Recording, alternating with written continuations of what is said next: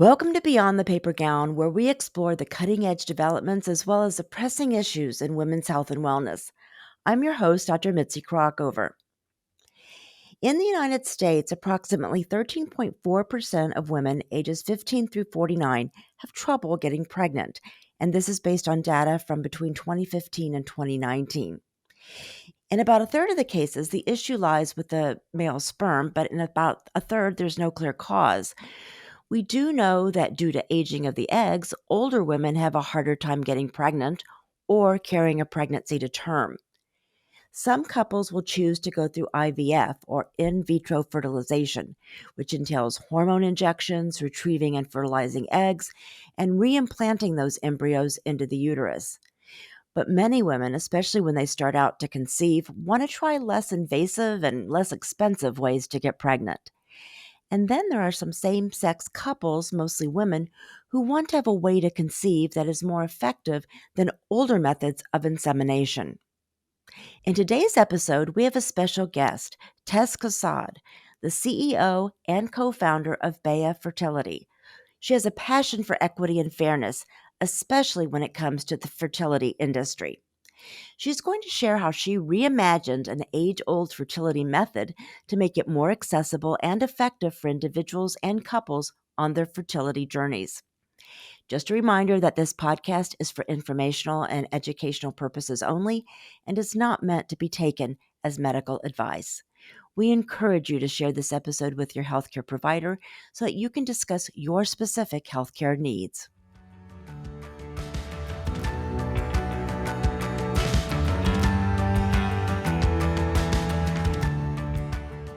It's my pleasure today to welcome our guest, Tess Cosad, who is the CEO of Béa, and she's also the co-founder at Béa Fertility. Tess, welcome. Thanks, Mitzi. It's so nice to be here. It is terrific to have you. And tell us a little bit about yourself before we start talking about your company.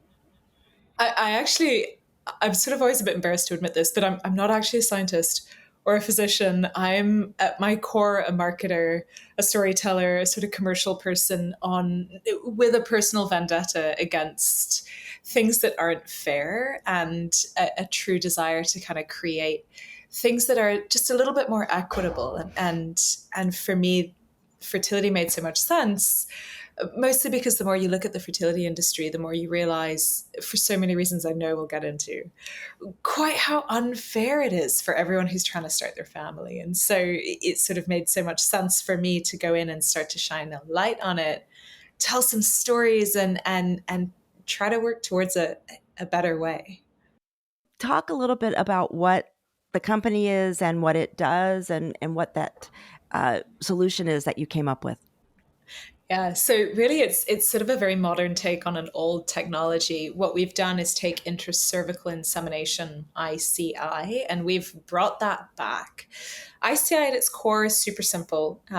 This is usually where I'd reach for my model uterus and sort of show what actually happens in the body with the product. But of course, on audio, you're just going to have to rely on my ropey description skills. But essentially, and we'll put the link in the podcast notes so that people can link and take a look. Perfect. We'll do that. But essentially, we take what's called a cervical cap. And at Béa, we've created an applicator. Now, the applicator, think of it sort of like a slightly bigger tampon applicator. And what you do is you collect a semen sample from a partner or donor into a container, and you pour it through a funnel into that cervical cap. And you use the applicator essentially to insert the applicator into the vaginal canal, where you turn a handle at the bottom of the applicator, which releases the cervical cap onto the cervix. You then remove the applicator, which kind of pulls a string out. So if you think about a tampon and a tampon applicator, sort of the same action, except for that the applicator is depositing a cup, a little silicone cervical cup onto the cervix. And what we do is create a treatment kit where there are two of those devices. So you inseminate on consecutive ovulation days. We've found in our first cohort of users, kind of excitingly, actually, a pregnancy rate of 39.28%. Now, small group of people. and we're going to continue to sort of update the data. But our first baby is coming on the 4th of April, and No. we're all getting really excited about it. Sure. Congratulations to you and the parents to be. Um, are the folks that are using this folks that just want to kind of hedge their bets, or people that are having problems or had problems conceiving and wanted to start with this process? It's such a good question. So honestly, we're getting sort of a whole spectrum of people. In the cohort that I talked about, where it was a 39.28% pregnancy rate, I can share a little bit more about that group of people. So it was a small group, 56 people in total. They used 3 treatment cycles of BEA. And what we found in that cohort was just over 40% of the female population had a gynecological issue, so PCOS, endometriosis. 30% of the males in that cohort had a semen abnormality, and 60% of them had been trying to conceive through intercourse at home for 12 or more months. And the average age of the female carrying the child was 37 and a half. So I think if you kind of extrapolate that out, and that's pretty consistent with who we see using BEA, which is people who are sort of in their mid to late 30s, they've been trying at home for a little while, they're getting really frustrated. Maybe they're not ready for IVF. Maybe they can't afford IVF. Maybe they don't feel like they want to make that last treatment option their next step. That's when they come and find us, when they're ready for something, but they're not ready for IVF. Okay, thank you. Couple of just random questions. First of all, is it painful when you take it out? I would assume it's not painful when you put it in, but when you have to remove it. Good question. Not at all. No. Okay. So, I mean, I have every story under the sun to do with this, but there are, I think we 3D printed 90 different iterations of this product before we landed on this one. And we actually even took it back into R&D and redesigned it after the first iteration. And every single one of those has gone in my body. So if it's on the market, it's because I've tested it and it's felt fine. No, it's not painful. So it's actually a really soft cervical cap. I'm sort of holding one up here, but it's Sure. really soft silicone, softer than a menstrual cup. And there's a removal string. Right. And the removal string is threaded through the cap in a way that it breaks the seal when you pull the string out from outside the body to remove the cap. So it's So not it's sucking really it. easy. Okay. Not at Great. all. That was Not what I at was all. wondering. The first iteration we did go through. We did that dance though. We learned the hard way. Well, thank you for your service and trying it out. Also, you talk about intracervical insemination, ICI. I've always heard it as IUI, which is intrauterine insemination. Is there any difference?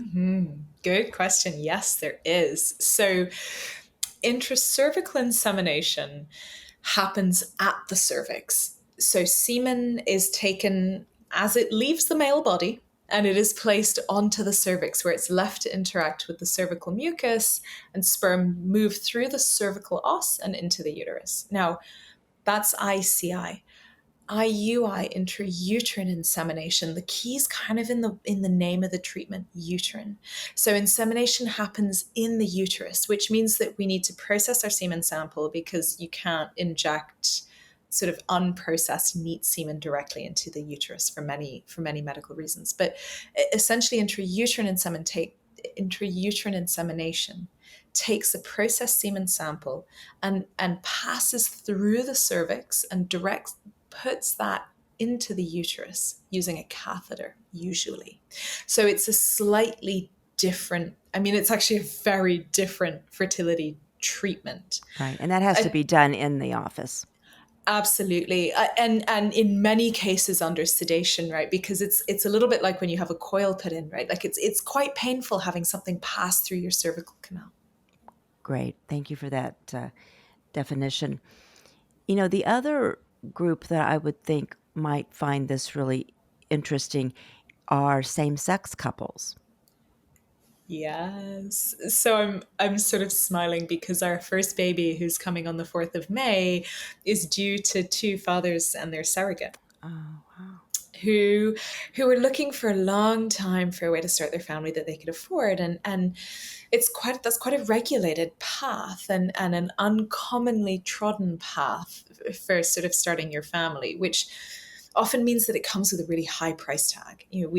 We know some people, mostly in the US, who spend sort of upwards of $500,000 to fathers to get their twin babies. And this baby is coming, and I think this baby cost these fathers £250, so less than $300, and she's going to be the first, actually. Wow, So that's you're great. absolutely right. Same-sex couples, less common for same-sex male couples with a surrogate, more common for same-sex female couples, Sure. because the design of the device is such that you don't need to have intercourse, and which is fantastic for same-sex female couples with a known donor, for example. Sure. I'm going to ask a really crass question. Go for Do it. you know what it is? I'm not going to guess, but I'm excited for it. Do you know if you are more successful than a turkey baster? I love that And I question. say that, and it sounds funny, but I have had friends who have same sex couples, women who have gone that route and have had their children that way. Totally, totally. I think so. Turkey basters are. We actually, when I first started working on this, I called it Turkey Baster 2.0.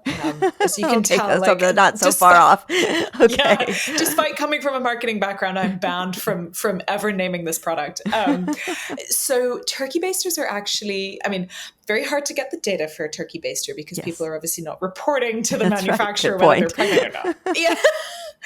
But turkey basters are very similar to syringes. So, not to introduce another acronym, but it's called IVI, intravaginal insemination, which is essentially where you deposit semen in the vaginal canal. Now, intercourse deposits semen in the vaginal canal. Syringes deposit semen in the vaginal canal, and turkey basters also deposit semen in the vaginal canal. The difference with the BEA treatment with ICI is we are putting semen into a cap, which means we're protecting it from the vaginal environment, which contains sort of acidic fluids, lactobacillus bacteria that isn't very good for sperm.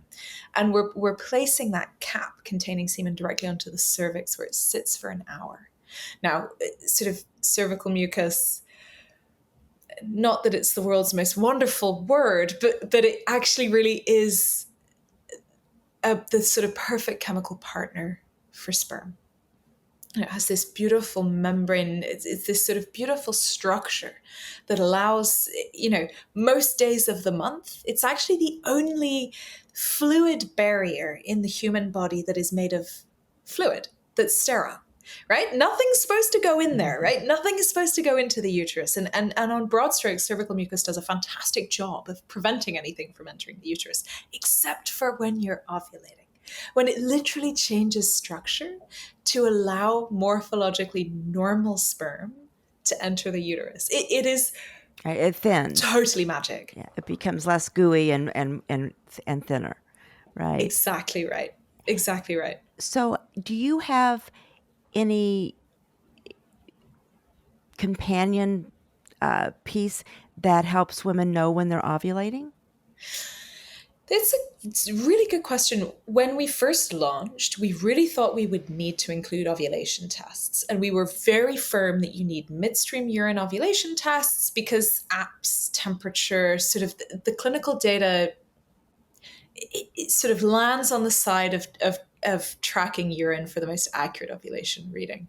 And so we thought, right, we're going to include ovulation tests and pregnancy tests and everything.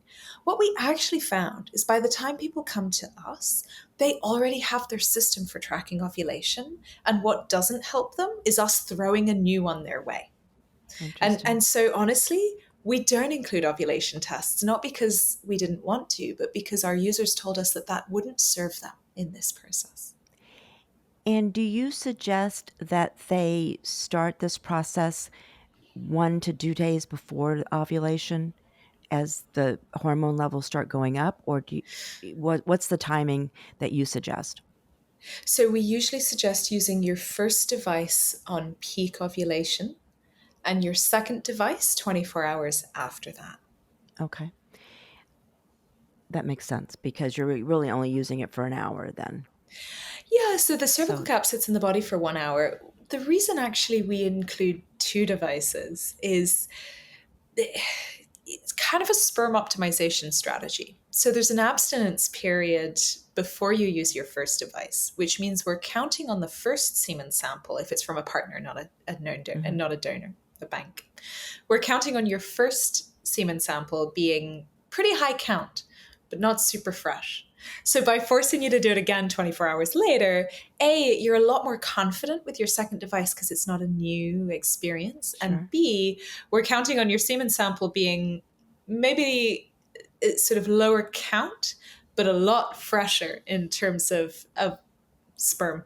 So that's a little bit of a call it a sperm strategy, having two devices in the kit. Sure.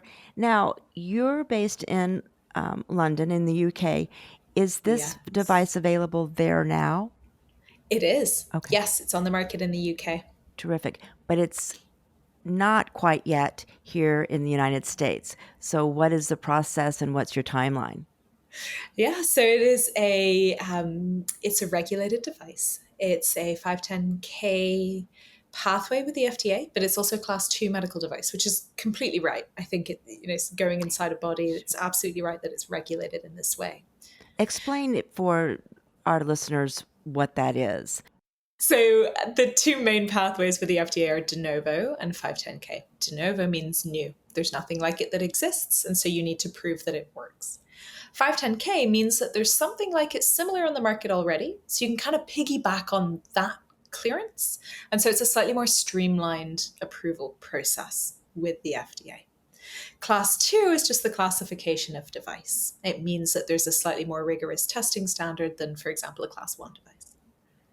Terrific. Thank you. That was a beautiful definition. I'm going to use that. uh, very clear. So, you had, when we were talking before briefly, you still need to do clinical studies. We do, and we're And in the middle of it now, which okay, means we're all on tenterhooks. terrific. Is that in the UK or the United States? In the US, in Okay. Atlanta. Oh, So okay. I was just there this weekend dropping off medical devices for that study, So you're not and we are recruiting halfway anymore. through. We are fully recruited Okay. for that study, and we're actually expecting to wrap it up at the end of next week. Okay. Terrific. And so then there's obviously a lag time between that and your actual approval. What's your best guess as to when you think it might go on the market here? Yeah, so we're on track to submit to the FDA in June, Okay. which means that we're tentatively hoping to be cleared by October. Yeah. And do you anticipate that it's going to be covered by insurance? So the product is FSA and HSA eligible. In terms of being covered by insurance, to begin with, no. I'll tell you what, though, we're going to fight real hard to turn that into a yes. Terrific. Um, what has been the reception in the UK since it's already out and about from the medical community? Yeah, it's been really interesting actually. So when we speak to gynecologists and reproductive urologists and they see the technology and they understand it, it's broadly been an incredibly positive reception. What we've heard from gynecologists is this intuitively feels like a really good first step on the treatment pathway. Something in between intercourse and turkey basters, IVF and the clinical treatment for fertility or infertility it is really out of reach for a whole group of people. Maybe they can't afford it, but also they just want something that they can control. And that's why what we hear from the medical community, what we hear from gynecologists is finally something that is rooted in clinical sort of credibility and science that we can offer to our patients that is a first step for them. We may have talked about this earlier. How is this more successful than natural intercourse? Yeah, so the statistics on the pregnancy rate for natural intercourse are actually really hard to pin a number on because Sure.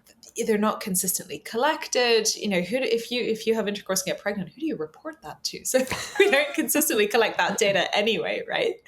But in terms of how it is more efficacious than intercourse, it's really hard to draw a comparison. What we know is that there are some data sets that indicate the efficacy of intercourse, and there are some data sets that indicate the efficacy of ICI. ICI consistently comes out as a more efficacious way to conceive, but it's kind of like comparing apples and oranges with the data sets because they're not the same age, they haven't been tracked for the same amount of time, et cetera, et cetera. Again, this is the pseudoscientist in me. I'm wondering also is because folks that are using ICI are more likely to be tracking their ovulation, more Yes. likely to be doing everything that they Yes. can to increase their chance of You're conception. exactly right.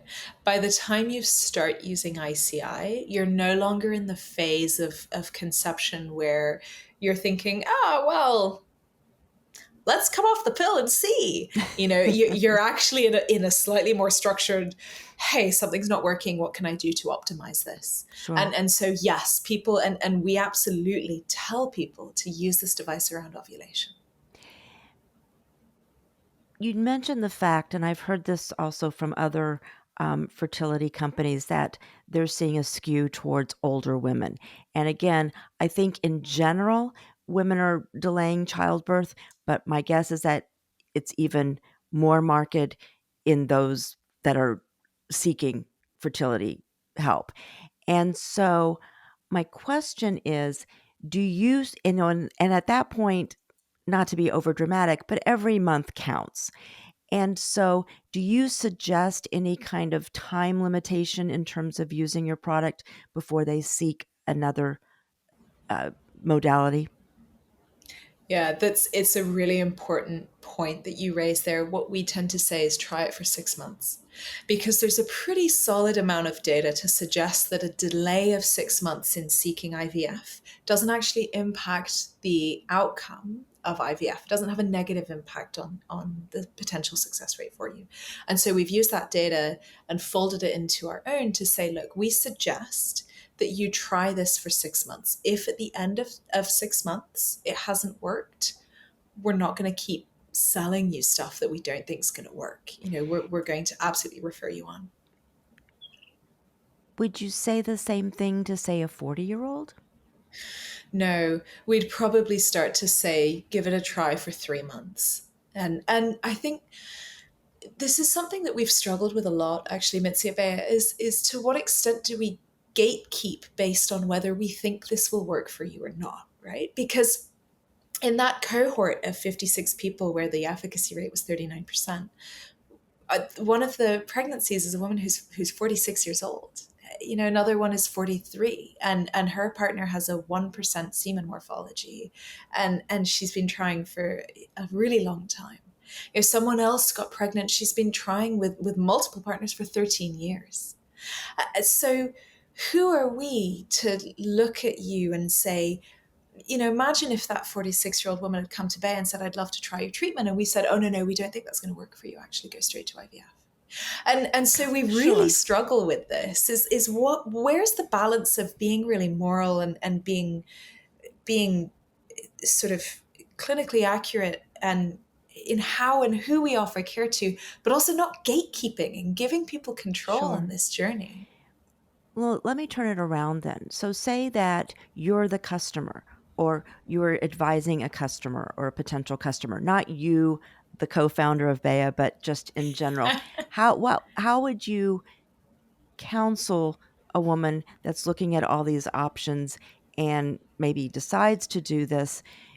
What questions should she be asking so that she can make those decisions for herself? Yeah, that's an awesome question. So, if I were talking to a friend, and if I'm speaking to a friend, that for me really is the highest bar of really loving and them and wanting them to succeed. So, for me, what I would say is, look, first of all, how old is my friend? If my friend is sort of in her 40s, what I will say is, look, be very realistic about the chances that this gives you. You go into this knowing and, with your expectations in the right place, and go into it. Try it. And if after sort of 2 or 3 cycles it hasn't worked, pause and think through what your next steps are, move on. And plan for that. And really what we say, so we've got an online consultation that you go through it, you answer a bunch of medical questions. Now, if the treatment based on what you tell us isn't going to work for you, we're very clear that it's not going to work for you, and we tell you why. If you have 2 blocked fallopian tubes, this will not work for you. Do not buy it. And so right away, we try very hard to be upfront about who it will and will not work for. If it might work for you, we tell you, this could be a good option for you based on what you've told us. We don't know everything, but here's the efficacy data in that age group for this treatment. Go into it with your eyes wide open. And so we try as much as we can to be very transparent about the chances that this will give you. That's really helpful. Thank you.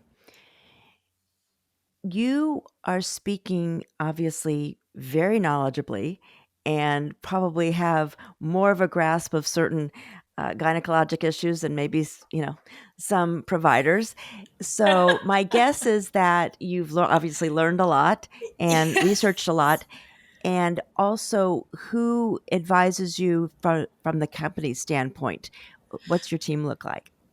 So we have an incredible clinical advisory board at BEA with people who have been with us, some of them since day one.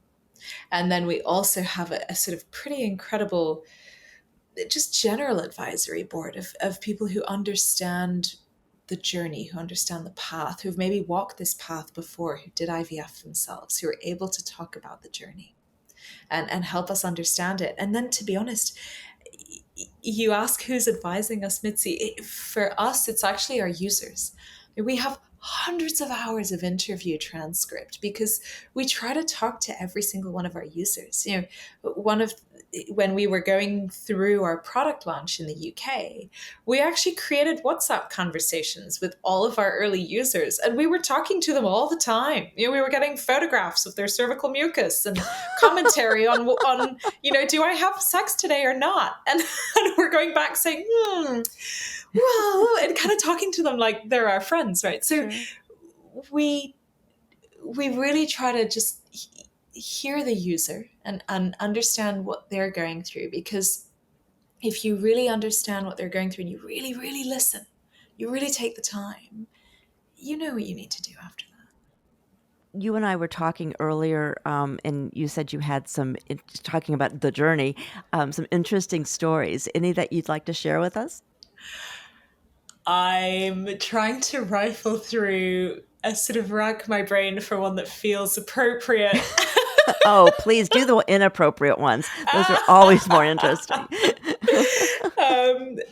So we're chatting to the FDA, and the FDA were saying, when you do this study, you need to use semen. And we were thinking, well, it's a usability study, right? So we're not testing whether people get pregnant. We're testing whether they know how to use the device. And if we introduce semen into the equation, suddenly you're recruiting 2 people, not 1.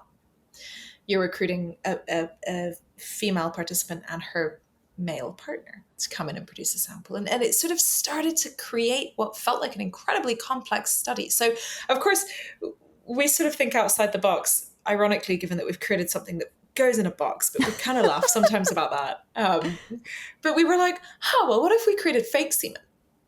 And off we go on what ended up becoming sort of Béa folklore. But essentially we were like, right, what would fake semen look like? What's safe to put in a vagina? And then you start to think about all the things that go in a vagina. And as it turns out, actually the list is quite long. So we sort of settled on vaginal moisturizer gel, because that can sit in the vaginal canal for 72 hours, sure, however long, right? Great. So we call up a pharmacy here in the UK, and I'm looking online for a vaginal moisturizer gel that's also cleared by the FDA, so we can use it in the study. and there's one. And I call up a pharmacy because it says that they have it in stock at their store, but they don't have it in stock anywhere else. And I call up the store manager and I'm like, hey, I hear that you have product in stock. And the store manager goes, wow, this store's closing down. We actually don't have any much of anything in stock. I was like, oh, no. The website says you have this one product. And he goes, okay, well, what's the product? And I was like, vaginal moisturizer gel. And he just skips a beat. And this poor man on the other end of the phone, I could just hear him trying to think. Anyway, he's like, oh, that stuff. Oh, we have loads of that stuff. How much do you want? I'm like, all of it. I want every single bottle. So we get like a liter of vaginal moisturizer gel that we pick up from this store. And then we start testing and we add a little bit of blue dye that's used in gynecological surgery to create our fake blue semen, which, Right. of course, sort of common theme. I test everything before anyone else is able to go near it just to make sure it's safe, which anyway ends up meaning that I sort of accidentally we didn't quite get our dilution right, dyed this far too blue, which meant that I dyed myself blue, like very, very blue. And my OB-GYN friend, when I called him, was like, Ben, I've used this dye. I've tested a cap, inside vaginal canal with this dye. How long is it going to last? And Ben just sat back. He laughed. He said, Tess, that blue dye is going to last until the epithelium sheds. You've got about 4 to 6 weeks to go, Oh girl. my goodness. Oh, and we laughed so much. Anyway, that's probably one of the most recent stories. You'll be pleased to know that the fake blue semen, we finally did get the dilution right. Great. And it is being used with no problems. But it took a little bit of time and a lot of pride to get there, I can tell you that much. And you're no longer a Smurf, I assume? No, but the Smurf memes live on forever in my friendship circles, unfortunately. I'll never live it down. Oh, that's great. So, looking ahead, are you going to be adding on any products or devices in the future? Eventually, yes. And to be honest, that'll be completely steered by our users and what they want. Is it ovulation testing? Do they want us to include that in the box? Maybe. Is it medication? Ovulation induction, etc. Do they want that? I don't know, but what our sort of guardrails, I guess, where we operate is our mission is to create a pre-IVF care pathway that gets as many people pregnant as possible without needing to go through the invasive, sort of painful, expensive process that is IVF. What message do you want to share with people considering fertility treatments and certainly your option as well as a kind of final thought in terms of what they should be thinking about?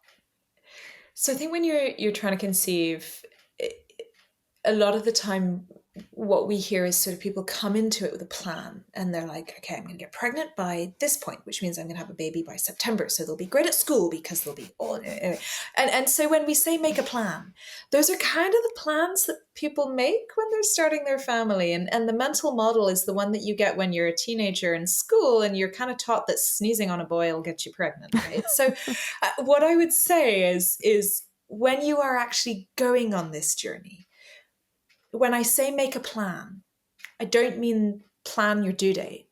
I mean, just have a little bit of a think about what your steps might be along this path if you need to take them. When might the right time be for you to move from intercourse to something else? And then from that something else to something else? Like, when would you feel most comfortable maybe having a conversation with your gynecologist or urologist or doing a semen sample or just have a little bit of a think as you embark on this journey as to not the due date and the school start date plan, but what are my steps on this journey if it doesn't go according to what I thought maybe it might be. Because as with the best of plans, they always sort of never really come to fruition, but thinking through them is almost it's almost the sort of thinking through of the plan that is what matters most. And hey, ask questions. always ask questions. Give me the evidence. Send me some case studies. What's your success rate for this procedure? What's your success rate for this medication? Get curious about it and get the data. Terrific advice. Tess Cosad, thank you so much for being with us today. Oh, it was such a pleasure, Mitzi. Thank you for having me.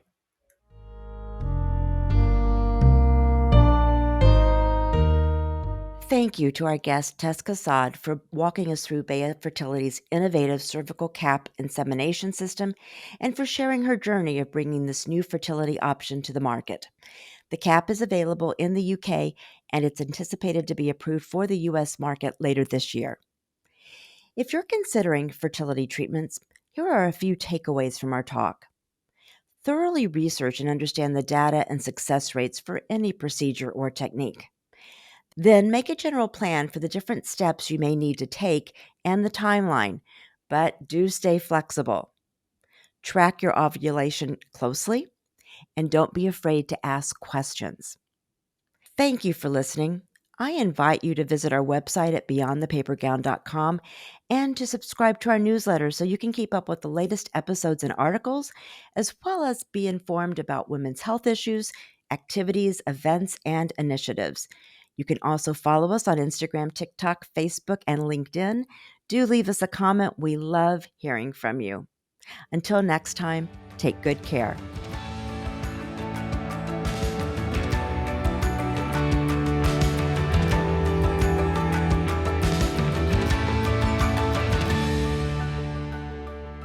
This episode was produced by Patrick Shambayati and me, and our associate producer is Kyla McMillian.